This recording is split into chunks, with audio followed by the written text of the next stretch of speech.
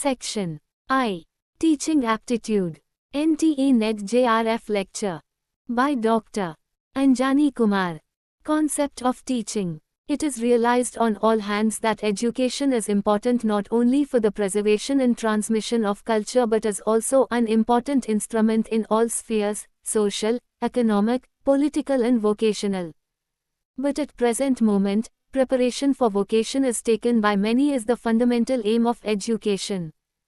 Earning of livelihood has become completely dependent upon education.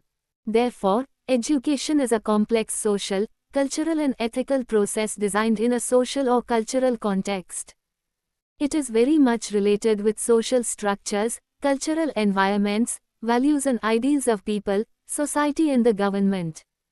These being dynamic factors because of which the definition of teaching has been changing along with time, place and society.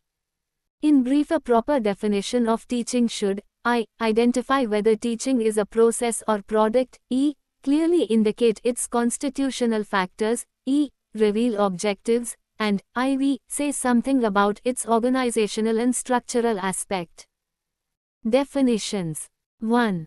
According to Morrison, teaching is a disciplined social process in which teacher influences the behavior of the less experienced pupil and helps him develop according to the needs and ideas of the society. Thus teaching is reduced to what the teacher teaches. 2. Smith states that teaching is an organized system of specific activities aimed to help the learner learn something. Teaching may be carried out in the absence of the teacher. Smith further elaborated the definition. He considered teaching as a tripolar process involving I. Agent or source producing learning which may be human or material, E. A goal or target to be achieved, and E. The intervening variables consisting of learning or teaching situation involving human or physical conditions and instructional methods. 3. Gage defined teaching as personal relationship between the teacher and the taught causing behavior modification. 4. Amidon considered teaching as a process of interaction between the teacher and the taught as a cooperative enterprise, a two-way traffic. This definition considered teaching as a set of properly planned and clearly defined activities undertaken for the achievement of certain objectives. 5. Clark broadened the scope of teaching and included all those organized activities that may result in modifying the behavior of the learner. The nature of teaching. In its broadest sense, teaching is a process that facilitates learning. Teaching is the specialized application of knowledge, skills and attributes designed to provide unique service to meet the educational needs of the individual and of society. The choice of learning activities whereby the goals of education are realized in the educational institution is the responsibility of the teaching profession. In addition to providing students with learning opportunities to meet curriculum outcomes, teaching emphasizes the development of values and guides students in their social relationships. Teachers employ practices that develop positive self-concept in students. Although the work of teachers typically takes place in a classroom setting, the direct interaction between teacher and student is the single most important element in teaching. If we consider its nature, teaching is a dynamic, social and humane. Teaching is not a fundamental concept because it is greatly influenced by social and human factors which are dynamic in themselves. B. Both art and science. Teaching is both art and science. It calls for exercise of talent and creativity, making it an art and involving repertoire of techniques, procedures and skills which can be studied systematically, described and improved, making it science. C. Diverse in application. In application, teaching is of diverse nature.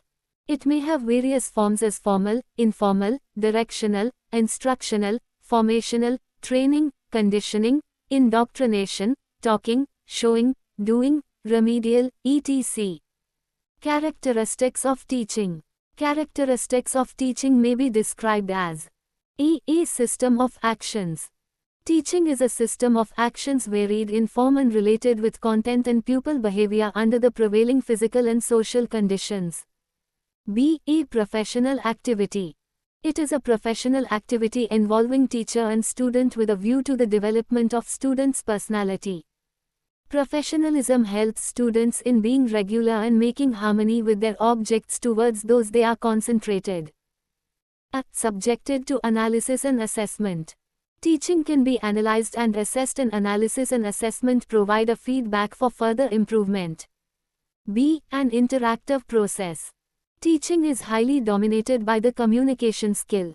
Teaching is an interactive process carried with purpose and objectives. C. A specialized task. It is a specialized task and may be taken as a set of skills for realization of certain objectives. D. A collection of various modes. Teaching is a collection of various modes of itself. It is a broader term. Terms like conditioning, training, instruction, indoctrination denote a kind of teaching.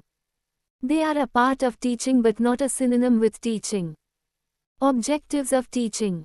Major objectives of teaching are as follows. To bring desired changes in pupils. To shape behavior and conduct. Acquisition of knowledge. To improve the learning skills of students. Formation of belief. To provide a social and efficient member to the society. Educational objectives can cover a range of different types of intended learning outcomes. A documentation from a respected higher education funding council lists the following: the acquisition of knowledge, the development of understanding and other general intellectual abilities, the development of conceptual, intellectual and subject-specific skills, the development of generic or transferable skills, and the development of values, of motivation or of attitudes. These can be summarized in another way as follows. Personal transferable skills. Includes interpersonal as well as personal skills. Includes also most, enterprise, competencies. Conceptual knowledge and skills. Also known as methodological. E.g. critical thinking, writing, creativity, hypothesis design and testing, etc. Discipline-related knowledge and skills. Subject knowledge and understanding. Subject-specific skills, e.g. in lab. Attitudinal. Values, motivation and attitudes. There should be an appropriate balance between the for devoted to each of these objectives. Basic requirements of teaching. Teaching process involves following variables. 1. Dependent variable. The student is a dependent variable. He is subjected to changes and developments through the efforts of the teacher and teaching process. In the process of teaching, the dependent variable plays the functional or active part. 2. Independent variable. The teacher is an independent variable. He is responsible for the functioning of students, the dependent variables. He is free to act in the process while students are quite dependent on him. The teacher plans, organizes, leads and controls the process of teaching.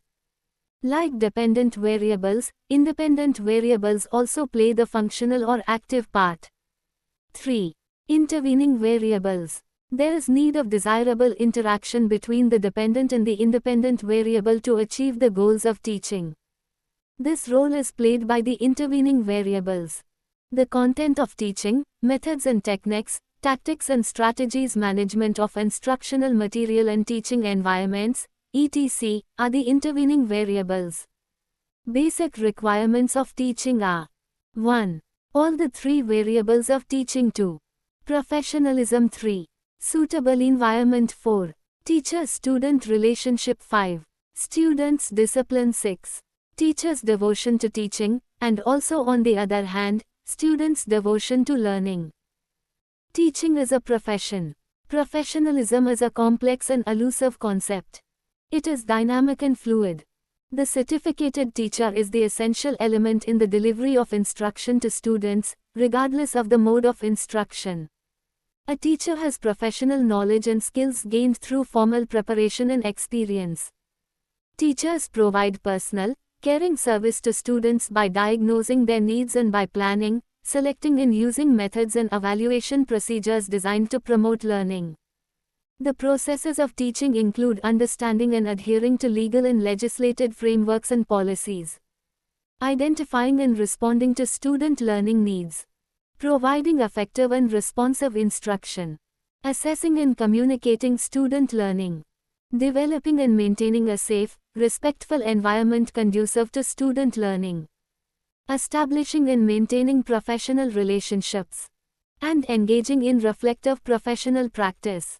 These processes must be free of discriminatory practices and should contribute to the holistic development of students who are actively engaged, responsible and contributing members of a democratic society. The aim of teaching. There are various modes of teaching. These include conditioning, training, instruction and indoctrination. These are a kind of teaching, or a part of teaching, i.e., whole teaching process include all these, but not a synonym with teaching. Some concepts related to various modes of teaching are as follows. 1. Training helps in shaping conduct and teaching various skills. 2. Distinction between training and education may be made through the evaluation of the degree of intelligent behavior produced by them. 3. Instruction and indoctrination work on a higher footing than conditioning and training as far as the involvement of intellectual powers and modes of teaching are concerned. But they cannot be equated with teaching. 4. Instruction is mainly concerned with the development of knowledge and understanding in an individual, which represents one of many objectives of education and teaching.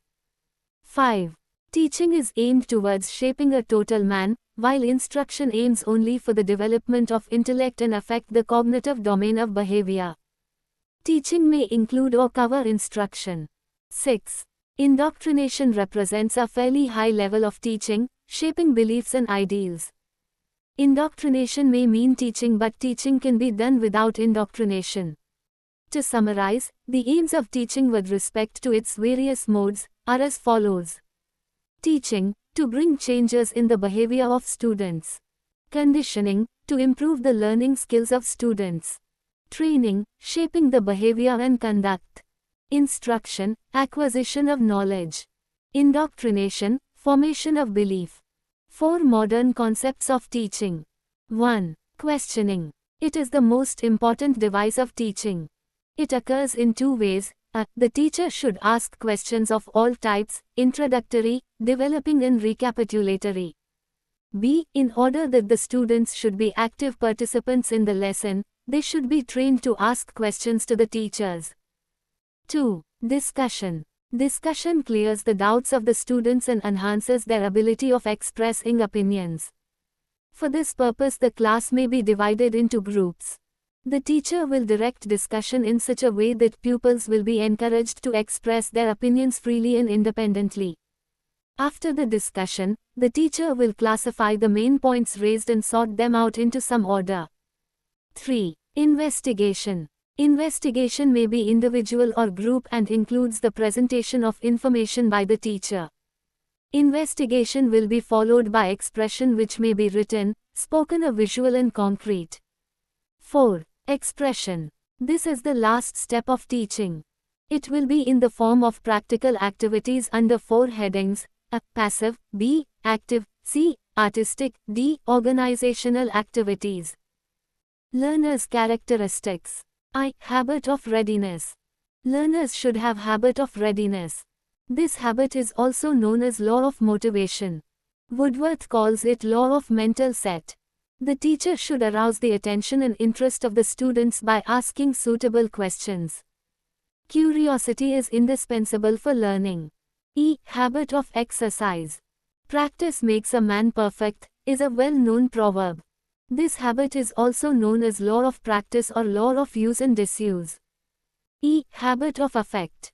It is also called the law of pleasure and pain or law of satisfaction and annoyance.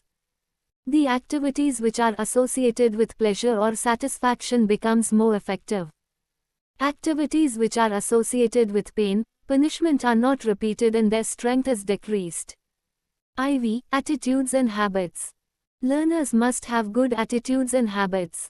These can be formed in children by the efforts of teacher and parents. V. Absence of anger and jealousy among learners. Emotion of anger and jealousy must be removed from the learner's personality, because they weaken the learning abilities. V. Slow beginning and gradual development. They should begin slowly, but the process of development must be continuous and gradual. Factors affecting teaching. Following factors affect teaching. All the 3 variables, i.e., dependent, independent and intervening variables. Teacher-student relationship. Methods of teaching used. Teacher-administration relationship. And the social environment.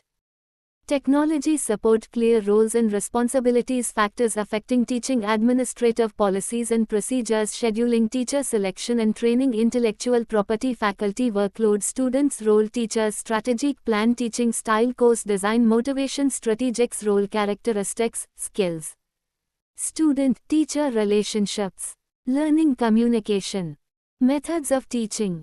Teaching is both art and science. It requires a mastermind creativity that the students of different nature and community should be handled carefully. Therefore, it is an art. On the other hand, it calls for exercise of talent and creativity making it and involving repertoire of techniques, procedures and skills which can be studied systematically, described and improved making it science. A teaching method comprises the principles and methods used for instruction. Commonly used teaching methods may include class participation, demonstration, recitation, memorization, or combinations of these. The choice of teaching method or methods to be used depends largely on the information or skill that is being taught, and it may also be influenced by the aptitude and enthusiasm of the students. Methods of instruction. Explaining. Explaining, or lecturing, is the process of teaching by giving spoken explanations of the subject that is to be learned. Lecturing is often accompanied by visual aids to help students visualize an object or problem. Demonstrating. Demonstrating is the process of teaching through examples or experiments. For example, a science teacher may teach an idea by performing an experiment for students. A demonstration may be used to prove a fact through a combination of visual evidence and associated reasoning. Memorization of a list of facts is a detached and impersonal experience, whereas the same information, conveyed through demonstration, becomes personally relatable. Demonstrations help to raise student interest and reinforce memory retention because they provide connections between facts and real-world applications of those facts. Lectures, on the other hand, are often geared more towards factual presentation than connective learning. Collaborating. Collaboration allows students to actively participate in the learning process by talking with each other and listening to other points of view. Collaboration establishes a personal connection between students and the topic of study and it helps students think in a less personally biased way. Group projects and discussions are examples of this teaching method. Teachers may employ collaboration to assess students' abilities to work as a team, leadership skills, or presentation abilities. Learning by teaching.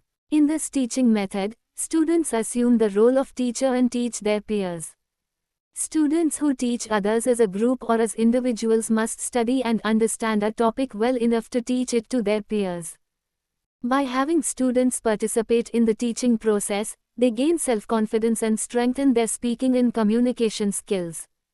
This is not a common practice in India but is commonly followed in Western institutions. Successful teaching needs systematic planning and careful execution.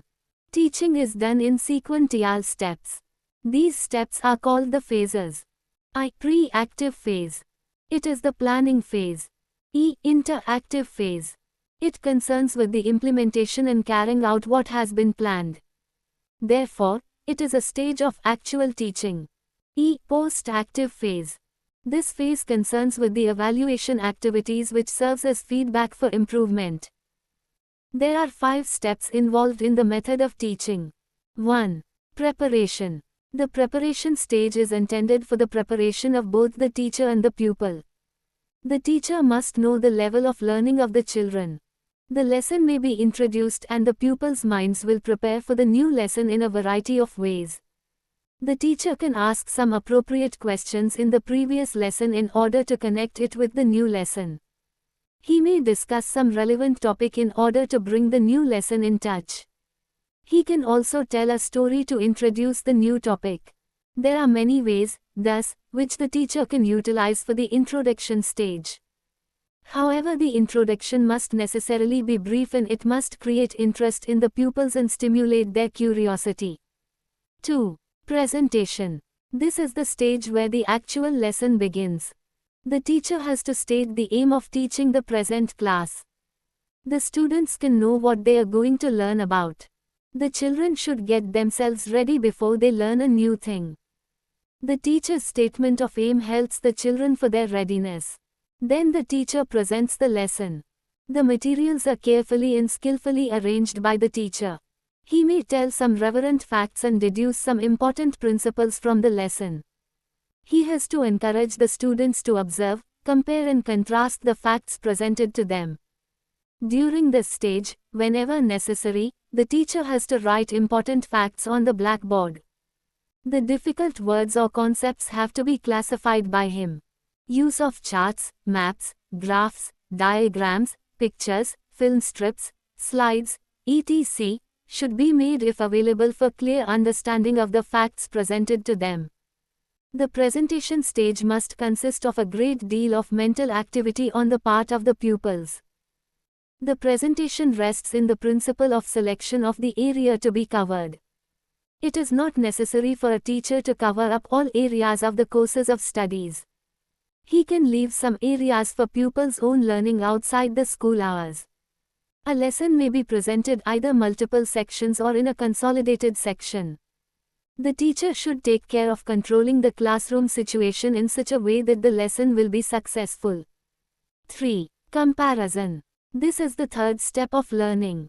The student is given opportunity to compare two sets of facts. The selected facts are held up before the pupils and they are asked to observe them and compare them with another set of facts. Hence the pupils observe and compare what was given to them with the results obtained after going through a certain process. 4. Generalization. By observation and comparison, various types of conclusions can be drawn. These are systematized in a particular order to give a generalized truth. For instance, arriving at a formula for finding simple interest, the discovery of a rule in science or framing of a definition in grammar is what is done in the generalization step of a lesson. Whenever the pupils do wrong or do incomplete generalizations, the teachers should help them. The most important thing in this step is that pupils should understand the law or principle that they have discovered. 5. Application. Knowledge loses half its value unless it can be used in the discovery of further facts and their application to new situations.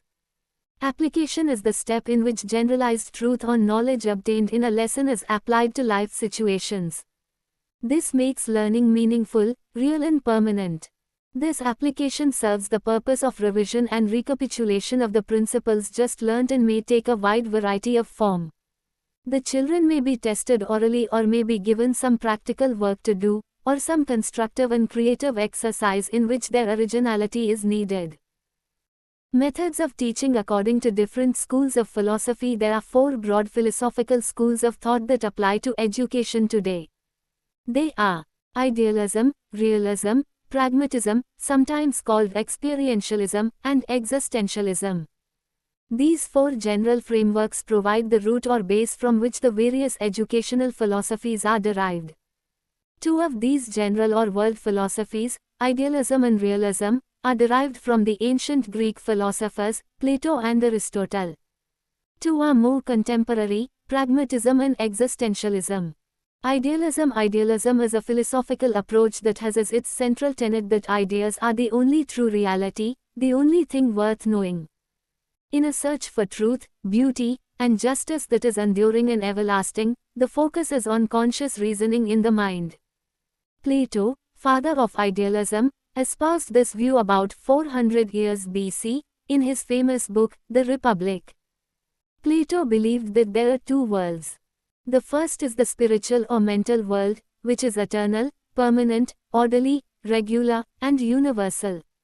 There is also the world of appearance, the world experienced through sight, touch, smell, taste, and sound, that is changing, imperfect, and disorderly.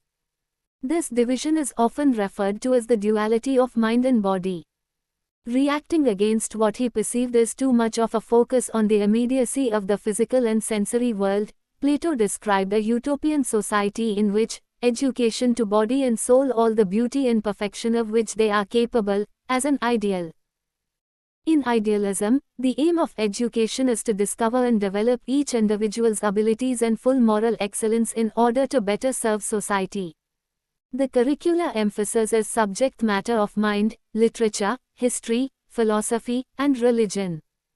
Teaching methods focus on handling ideas through lecture, discussion, and Socratic dialogue, a method of teaching that uses questioning to help students discover and clarify knowledge. Introspection, intuition, insight, and whole-part logic are used to bring to consciousness the forms or concepts which are latent in the mind. Character is developed through imitating examples and heroes. A fifth school of thought, called scholasticism, is largely applied in Roman Catholic schools in the educational philosophy called Thomism. It combines idealist and realist philosophies in a framework that harmonized the ideas of Aristotle, the realist, with idealist notions of truth.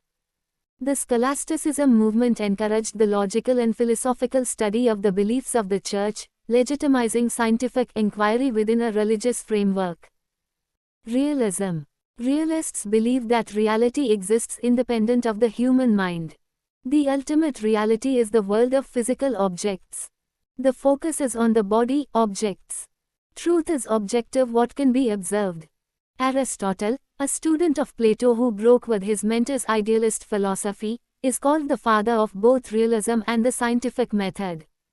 Aristotle also was the first to teach logic as a formal discipline in order to be able to reason about physical events and aspects. The exercise of rational thought is viewed as the ultimate purpose for humankind. The realist curriculum emphasizes the subject matter of the physical world, particularly science and mathematics. The teacher organizes and presents content systematically within a discipline, demonstrating use of criteria in making decisions. Teaching methods focus on mastery of facts and basic skills through demonstration and recitation. Students must also demonstrate the ability to think critically and scientifically, using observation and experimentation. Curriculum should be scientifically approached, standardized, and distinct discipline-based. Character is developed through training in the rules of conduct. Pragmatism, experientialism. For pragmatists, only those things that are experienced or observed are real. In this late 19th century American philosophy, the focus is on the reality of experience. Unlike the realists and rationalists, pragmatists believe that reality is constantly changing and that we learn best through applying our experiences and thoughts to problems, as they arise. There is no absolute and unchanging truth, but rather, truth is what works. Pragmatism is derived from the teaching of Charles Sanders Peirce, 1839-1914, who believed that thought must produce action, rather than linger in the mind and lead to indecisiveness. John Dewey, 1859-1952, applied pragmatist philosophy in his progressive approaches. He believed that learners must adapt to each other and to their environment. Schools should emphasize the subject matter of social experience. All learning is dependent on the context of place, time, and circumstance. Different cultural and ethnic groups learn to work cooperatively and contribute to a democratic society. The ultimate purpose is the creation of a new social order. Character development is based on making group decisions in light of consequences. For pragmatists, teaching methods focus on hands-on problem solving, experimenting, and projects, often having students work in groups. Curriculum should bring the disciplines together to focus on solving problems in an interdisciplinary way. Rather than passing down organized bodies of knowledge to new learners, pragmatists believe that learners should apply their knowledge to real situations through experimental inquiry. This prepares students for citizenship, daily living, and future careers. Existentialism. The nature of reality for existentialists is subjective, and lies within the individual. The physical world has no inherent meaning outside of human existence. Individual choice and individual standards rather than external standards are central. Existence comes before any definition of what we are. We define ourselves in relationship to that existence by the choices we make. We should not accept anyone else's predetermined philosophical system. Rather, we must take responsibility for deciding who we are. The focus is on freedom, the development of authentic individuals, as we make meaning of our lives. Related to education, the subject matter of existentialist classrooms should be a matter of personal choice. Teachers view the individual as an entity within a social context in which the learner must confront others' views to clarify his or her own. Character development emphasizes individual responsibility for decisions. Real answers come from within the individual, not from outside authority. Examining life through authentic thinking involves students in genuine learning experiences. For existentialism, what counts is personal contact, not timetable. The ancient Indian educators advocated an experimented domestic system of education to give individual attention and treatment to the students. In this system, the personal touch, the living relationship between the Acharya and Brahmachari constituted education. In a modern school, a teacher teaches a class and not the individuals with their differences. But in ancient India, the Acharya taught the individuals with their differences, not the class. For this they developed Gurukul system of education. Methods of teaching is recommended by Secondary Education Commission, 1952-53. The Commission suggested that methods of teaching should provide ample opportunities for students to develop clear thinking and clear expression. Individual-centered methods and opportunities for practical application of knowledge should be adopted. Activity method and project method should be used in school practice. Establishing of experimental and demonstration schools and training in activities such as Scout movement, NCC, Rovers and Rangers, first aid should be encouraged. Some specific methods of teaching. 1. Inferential problem solving technique. Inductive and deductive are two important procedures of systematic approaches to problem solving. Steps in deductive method. Recognition of problem. Searching for data. Reviewing. Formulation of inferences. Verification. Steps in inductive method. Recognition of the problem. Searching for data. Organization of data. Framing tentative solutions. Elimination. Verification. Team teaching is also called cooperative teaching. This is a recent idea in the field of education. M.B. Naik said, in a team teaching method, two or more teachers make a plan of the subjects cooperatively, carry it out, and always evaluate its effects on the students periodically. In team teaching, subject teachers give lectures to a big class. On every working, all the members of the team have a common assembly. Here they discuss the methods used by the fellow teachers. 2. Team teaching. 3. Micro-teaching. Micro-teaching is an innovative teaching technique. It is a new development in the field of teaching. The term micro-teaching was first coined by Dwight Allen of the Stanford University in 1963. Features of micro-teaching. It is a teacher training technique. It focuses on developing teaching skills. It reduces the class's size in 5 to 10 students. The size of the topic is also reduced. Micro-teaching is a highly individualized training skill. It provides feedback for trainees' performance. It is an effective device to prepare competent teachers. In this technique, learners are provided with immediate knowledge of the correctness of response. Steps in micro-teaching. Defining the skill. Demonstrating the skill. Planning the lesson. Discussion. Reteaching. Teaching the lesson. Replanning. Rediscussion. Repeating the cycle till the desired level of skill is achieved. 4. Question-answer technique in teaching. No teacher of elementary or secondary subjects can succeed in his instruction who has not a fair mastery of thought of questioning. Purposes of questioning. To test the knowledge. To arouse motivation. To apply knowledge. To promote thinking and originality. To maintain discipline. To to locate the difficulty, IV, to secure active participation of students. V, to recapitulate the lesson learned. V, to increase self-confidence. X, to promote intellectual and social development. Underlying the need of questioning, Parker said, questioning is the key to all educative activities. Teaching aids. A teaching aid is something a classroom teacher uses in her class to help students improve reading and other skills, reinforce a skill, or to make learning fun. Teaching aids can be used in any of the core classes. There are several types of teaching aids to be utilized in a classroom. Chart.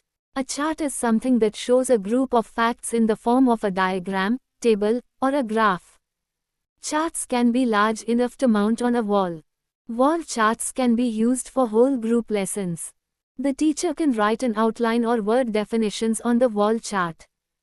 Flashcards. A flashcard is part of a set of cards that has numbers, letters, pictures or words on it.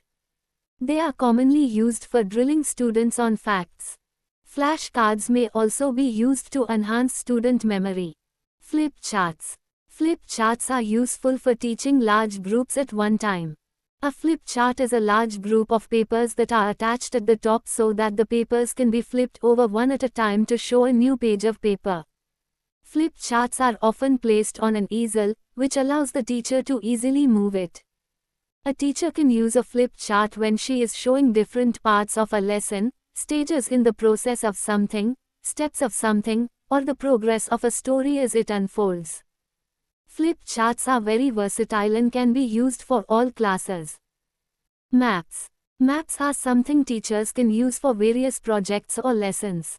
A map is something to use when a teacher is describing where a city, state, country, or continent is located. Teachers can show students different types of terrain, the population of a specific state or country, or the amount of precipitation in various areas. Maps are great for social studies and science and give students a great understanding of spatial relations. Newspapers. Many teachers may not know that a newspaper is a great teaching aid.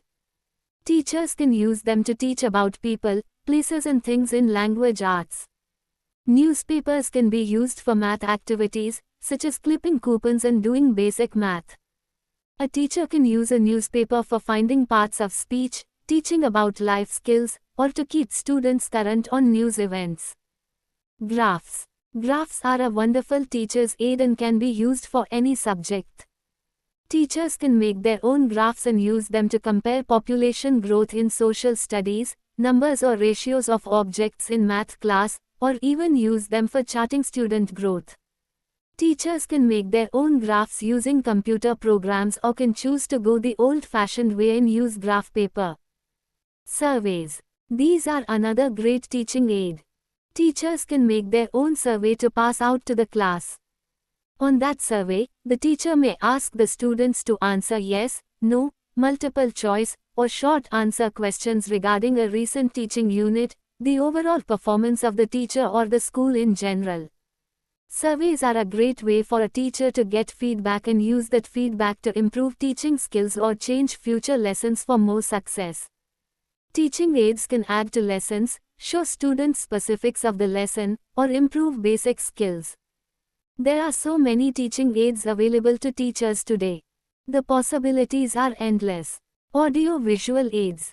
Audio-visual aids are different types of tools that appeal to the sense of learning and vision and are used in classrooms for presentation of abstract information, as most of the learning takes place through sensors, so these aids ensure a quick and effective learning. Multimedia approach to educational instruction is the methodology based on the principle that a variety of audio-visual media and experiences corrected with other instructional materials overlap and reinforce the value of each other. Advantages. I. They make classroom teaching effective. E. They make learning easy. E. They make use of more sensory organs. IV. They create interest and motivate students. Principles of audio-visual aids. I. Principle of fulfillment of objectives. E. Principle of selection. E. Principle of effectiveness. Emphasis is now laid on the use of audio-visual aids in teaching because of their multifarious values in making the teaching learning process interesting and effective. But wrong use of these aids will invite adverse criticism. So precautions must be taken while selecting and using these aids. Vicarious learning through words and symbols. Abstract representations of reality, mathematical models, formulae, equations, speech writing. Vicarious learning through audio-visual materials. Mechanical representations of reality, charts, graphs, pictures, slides, film strips, specimens, models, films, television. Direct learning through first-hand experiences.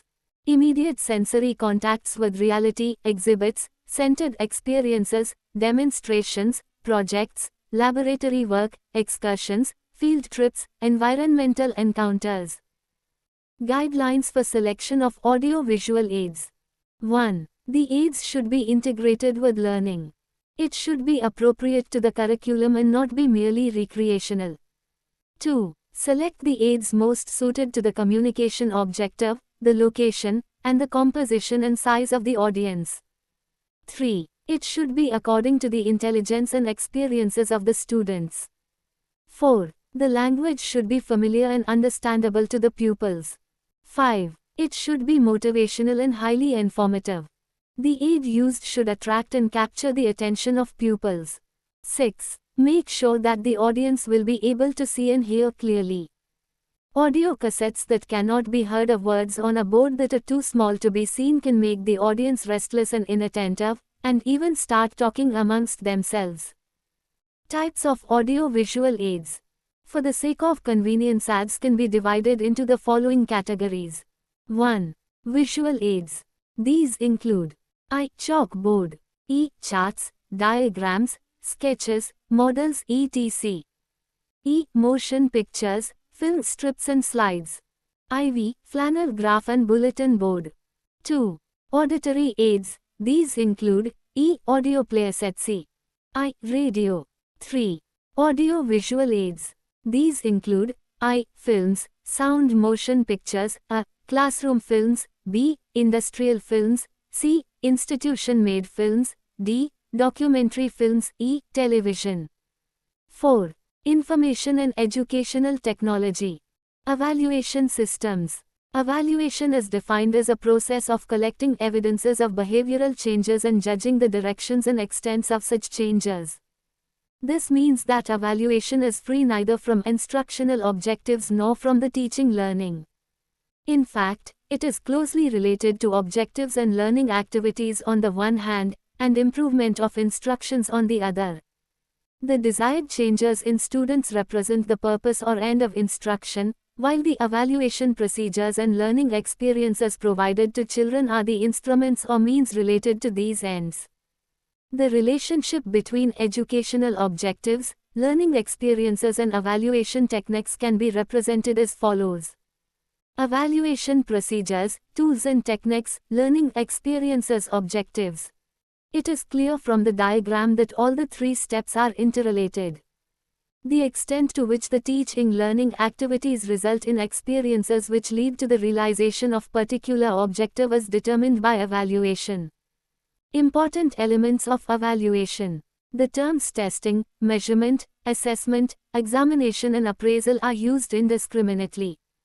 Evaluation shares some similarities with these. Testing. Testing is a ground for critical examination, a means of examining, standard or norm for comparison, a trial for person's qualities, ground for selection, rejection, and a tool employed to reveal the presence or absence of a desired quality. Testing has become an integral part of all educational programs. Testing procedures are useful sources to compare educational programs with the state of students' knowledge, motivation, activities and their behavior. By assessing the degree of success, testing helps in the modification of teaching.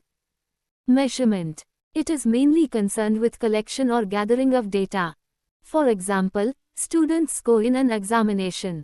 The measurement involves assigning a score on a given task performed by the learner, for example, 60/100ths. For many years, educationists concentrated on the measurement of human abilities. Therefore, measurement, strictly as quantitative-oriented operation, was considered as a synonym to evaluation. Assessment. It covers activities included in grading, examining, certifying etc. For example, students' achievement on a particular course, an applicant's attitude for a particular job and a teacher's competency in teaching may be assessed. It is concerned with ascertaining the extent to which the objectives of the programs have been met. Examination. The term is used in school to assess the growth of students in terms of their scholastic achievement.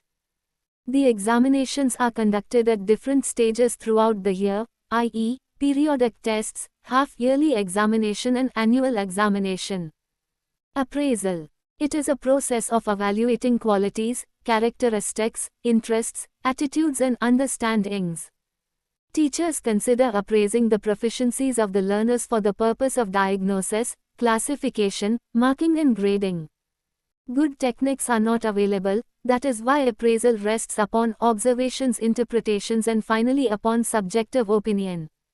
Appraisals based upon records and concrete observation has assumed in importance. The evaluation may be classified as follows. Evaluation equals measurement plus value judgment, quantitative, qualitative. Hence, evaluation is both quantitative and qualitative process while measurement is quantitative or numerical value. Evaluation is a continuous process and an important part of teaching learning process. Types of evaluation. Evaluation can be classified into the following three types depending on the timing of evaluation and the purpose of evaluation: diagnostic, formative and summative. Diagnostic. This type of evaluation is usually done in the beginning of the teaching learning process in order to find out the specific weaknesses, either on an individual or at class level, and also to find out particular strengths. This helps to design the courses and curricula according to the capabilities of the learner to help him overcome his deficiencies in knowledge, skills and abilities. Formative. Formative evaluation is concerned with making decisions relating to forming or development of students as well as of the courses. It provides feedback at appropriate stages of the teaching learning process which helps in making changes in the curricula, teaching strategies and the learning environment. Formative evaluation is done during the process of teaching learning with the following main purpose: to monitor student learning for the purpose of providing individualized instruction. B. To evaluate teaching effectiveness. C. To evaluate courses and curriculum with the purpose of modification, updating or replacement, if necessary. D. To evaluate curriculum materials. E. To evaluate the learning environment with a view to improving it.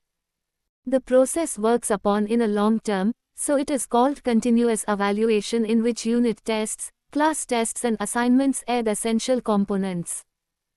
Summative. Summative evaluation is concerned with making judgments about a finished product or process. Terminal examinations, whether internal or external, are a good example of summative evaluation, but summative evaluation must not necessarily be terminal. Cumulative assessments, where they are undertaken solely for the purposes of selection, promotion, prediction, recording and such other administrative purposes, should be considered as a series of summative evaluations. While class tests, unit tests, quizzes and learning tests are the parts of formative evaluation, the term tests, annual tests and external examinations conducted by school or public agency are the essential parts of summative evaluation. Summative evaluation is either external type or internal type. Difference between formative and summative evaluation. Formative evaluation, summative evaluation. 1. The purpose is classification and promotion of students. 1. The purpose of formative evaluation is to diagnose the strengths and weaknesses of the students. 2. Evidences secured by it are used for further improvement of instruction and students' better progress. 3. Its focus is on improvement of pupils' achievement. 4. It refers to continuous evaluation by means of unit tests, assignments etc. 2. Its results are used for certification and passing judgment on pupils' achievement. 3. Its focus is on measurement of pupils' achievement. 4. It refers to term tests, annual tests and external examinations. 5. It is an integral part of teaching learning process. 5. It is treated as an end of the course activity. 6. It provides continuous feedback to both pupil and teacher. 7. It is done during the course of instruction. 8. It gives relevant information which helps to improve classroom instructions. 9. Its results are used for providing remedial measures and enrichment programs for slow and gifted learners respectively. 6. It does not provide feedback. 7. It is done at the end of academic session. 8. It provides the overall results of the teaching and learning process. 9. Its results are used for classification, placement and prediction for future success. Classification of tools and techniques of evaluation. Qualitative techniques, quantitative techniques, oral written techniques, practical techniques, essay type, objective type, short answer type, recall type, recognition type, multiple choice, alternate response type, true, false type, matching classification, analogy type, observation, anecdotal record, checklist, interview, cumulative record, rating scale, simple recall type, questionnaire, completion of fill in the blank type. Examination is the concern of the teacher, the greatest premium of parents and the first anxiety of the students. End products of all education efforts are appraised by evaluation. Importance of examinations. I. Examinations help in testing the achievement of the pupils. E. Examinations are also helpful in evaluating the individual interests, aptitudes, intelligence, physical, emotional, social and moral development. E. They also provide an ease to classify the students, to provide guidance, to bring changes in curriculum and form the basis of admissions. Evaluation devices. Evaluation devices are the means by which the teacher obtains information on students' progress and the effectiveness of instruction. These include qualitative and quantitative data, objective measures and subjective impressions, and cooperation, attitudes, likes and dislikes. There are different areas which can be evaluated through different devices. 1. Evaluation of knowledge and information. These can be evaluated through oral test, essay type test, objective test and class work. 2. Evaluation of skill. The devices for the skills to evaluate are daily work, work done in the laboratory, assignments etc. 3. Evaluation of attitudes, interests and values. There are 3 methods of personality assessments, namely psychometric, projective and behavioral assessments. The instruments are observations, checklists, anecdotal records, daily diary, and sociometric devices. Standardized objective test, cumulative records, rating scales, interest inventory, diagnostic tests etc. are common devices. The Rorschach test and thematic apperception test, TAT, are widely used projective techniques. Characteristics of good teaching. The aim of teaching is simple, it is to make student learning possible. To teach is to make an assumption about what and how the student learns. Therefore, to teach well implies learning about students' learning. Ramsden, 1992. The task of the teacher in higher education has many dimensions. It involves the provision of a broad context of knowledge within which students can locate and understand the content of their more specific studies.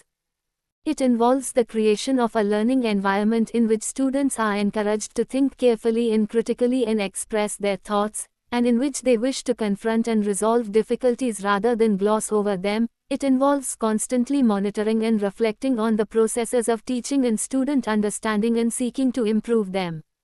Most difficult of all perhaps, it involves helping students to achieve their own aims, and adopt the notion that underlies higher education, that students' learning requires from them commitment, work, responsibility for their own learning, and a willingness to take risks, and that this process has its rewards, not the least of which is that learning can be fun. One set of characteristics of good teaching, extracted from research studies and summarized from the individual lecturer's point of view, Ramsden, 2003, includes a desire to share your love of the subject with students, an ability to make the material being taught stimulating and interesting, a facility for engaging with students at their level of understanding, A capacity to explain the material plainly. A commitment to making it absolutely clear what has to be understood at what level and why. Showing concern and respect for students. A commitment to encouraging independence. An ability to improvise and adapt to new demands. Using teaching methods and academic tasks that require students to learn actively, responsibly and cooperatively. Using valid assessment methods. A focus on key concepts, and students' misunderstandings of them, rather than covering the ground. Giving the highest quality feedback on student work. A desire to learn from students and other sources about the effects of teaching and how it can be improved. A similar set of characteristics has been derived from feedback from students at an American university, and is summarized in the following section. The student's choice. The student feedback system at that American university uses a questionnaire which gathers both numerical ratings and student opinions about teaching strengths and improvements. Teaching skills and practices. The most frequent comment made by students was that highly rated lecturers explained in a way which was clear and helped students to understand. They made difficult work comprehensible without oversimplifying, and used simple language. If technical language was used, it was clearly defined. In lectures, visual media, such as overheads, slides, handouts and blackboard diagrams were used to assist in explanation or clarification where appropriate. Abstract concepts were illustrated with examples, and the distinction between concept and example was made clear. Highly rated lecturers were well prepared, structured their lecture content effectively, and communicated the structure to students. They clearly defined the subject objectives and emphasized important points. They spoke clearly and at an appropriate speed and allowed adequate time for students to both take notes and listen, indicating when note-taking was and was not required. They often provided handouts to assist students to take notes without furious copying. They used questions and activities to engage students' thinking and interest. They were highly knowledgeable and up-to-date in their subject area, but did not pretend to know it all, and were willing to learn from their students, recognizing that work experience makes many part-time and senior students a valuable resource. Students commented that the lecturers tried to make the work interesting. They related new concepts to students' experiences by means of case studies, relevant examples or anecdotes, and placed a high priority on varying student activities during lecture sessions. Student participation was encouraged, in lectures as well as tutorial or laboratory sessions. These lecturers knew that most students gained a better understanding from active involvement than from passive note-taking.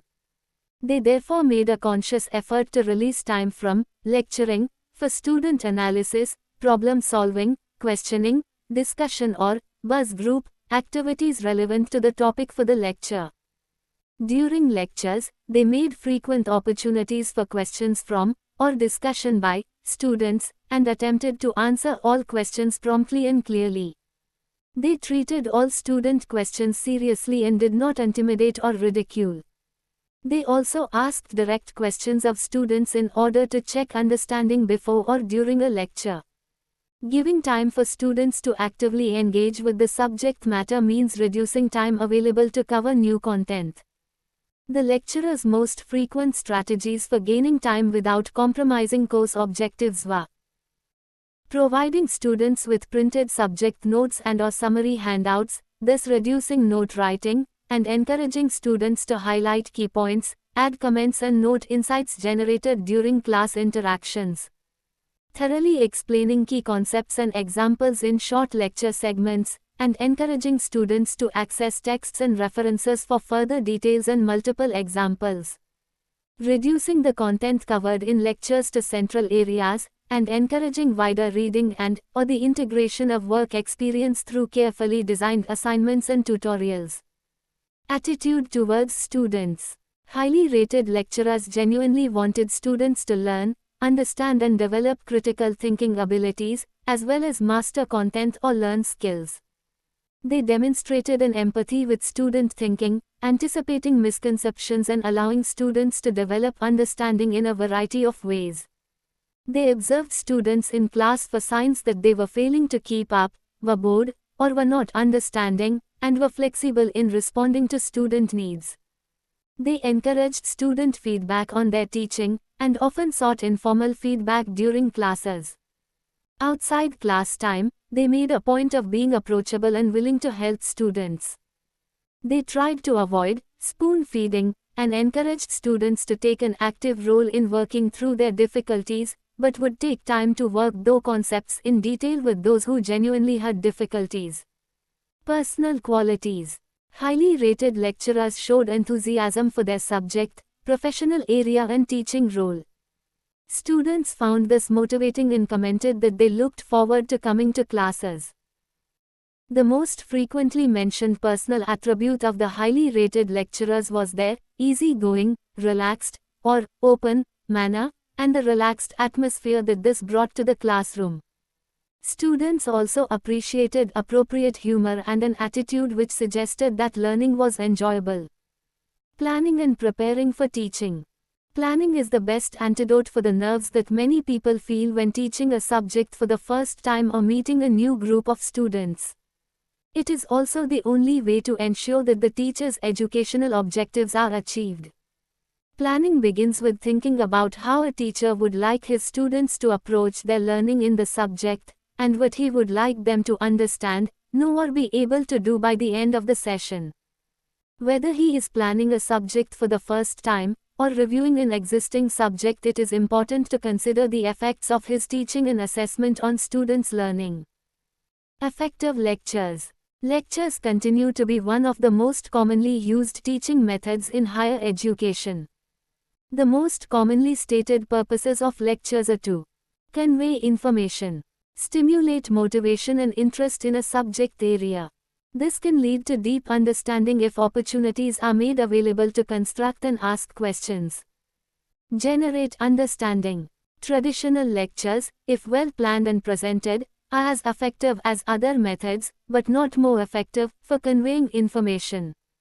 However, there is little point in simply conveying information, however well it is presented, without stimulating students' motivation to learn and giving them opportunities to develop understanding. Methods which actively involve students are more effective than lectures for encouraging them to take deep approaches which are likely to result in developing understanding, encouraging critical thought, challenging opinions or changing conceptions. This does not mean that all lectures should be abolished. Lectures should be delivered in a way which maximizes the chances of students developing understanding. Lectures can be used to give broad contextual information, to highlight the important or interesting aspects of a topic, to demonstrate problem-solving techniques, or to show the relative strengths of two sides of an academic controversy. They should not, however, be used to transmit information that the students can acquire from reading their textbook. Lectures which are based around a set text should be used to clarify, expand, or explain the content of the text rather than merely to repeat it.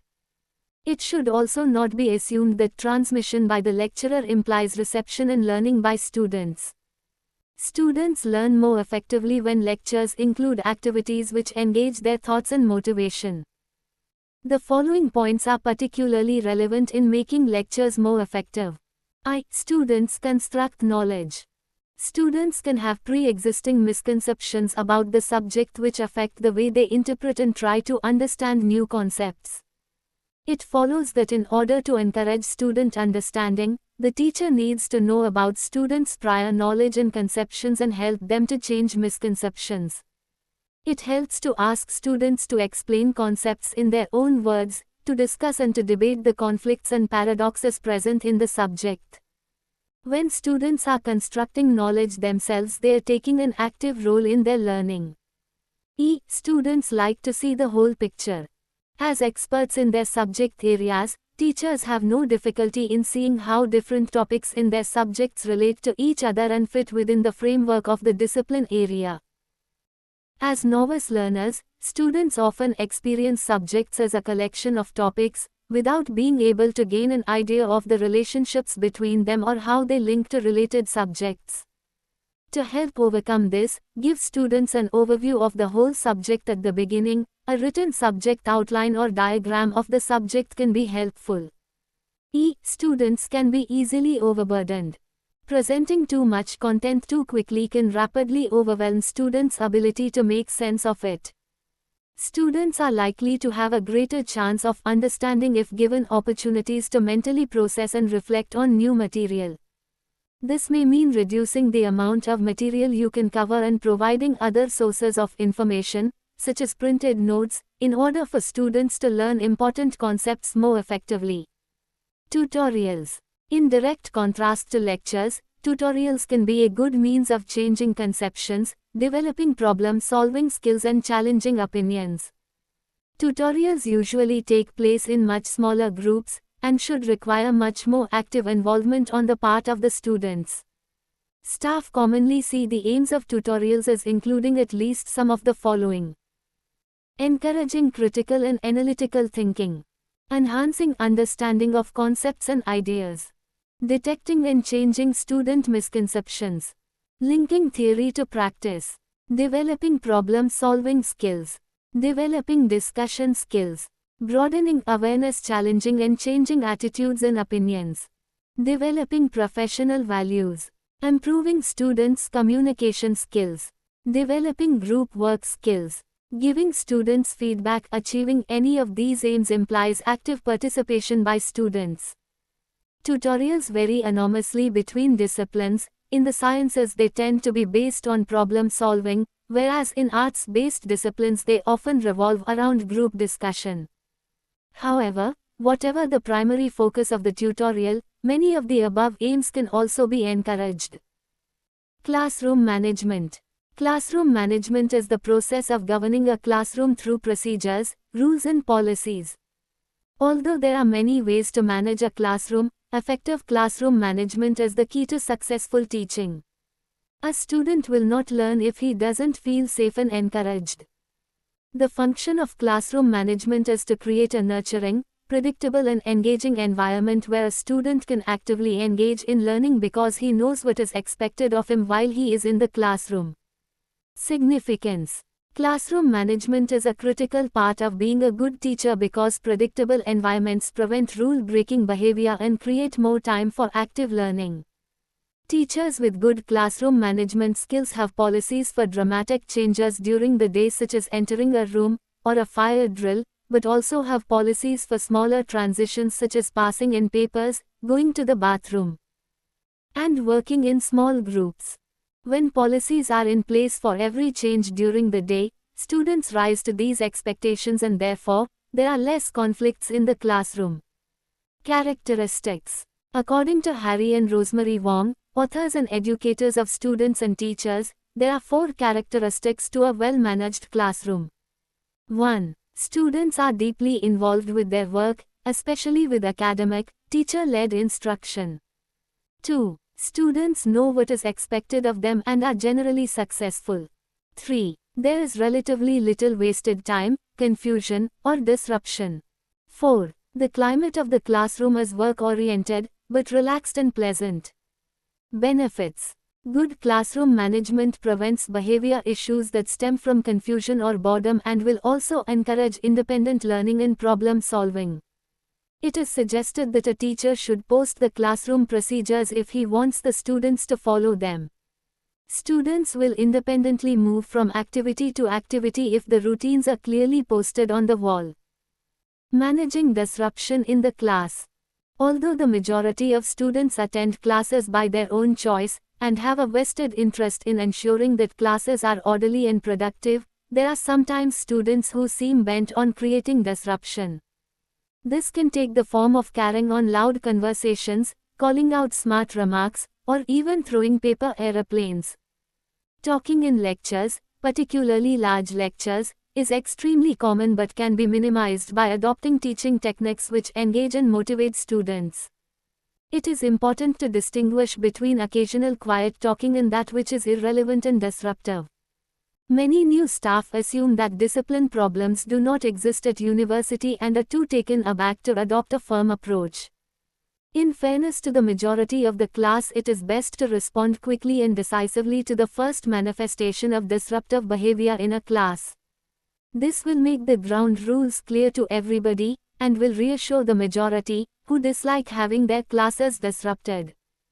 Often it is only necessary to remind the students that it is difficult for the class to learn when the disruptive behavior occurs. A teacher must make it clear that it is not them to which he objects, but merely the fact that their behavior in class is making his task unnecessarily difficult.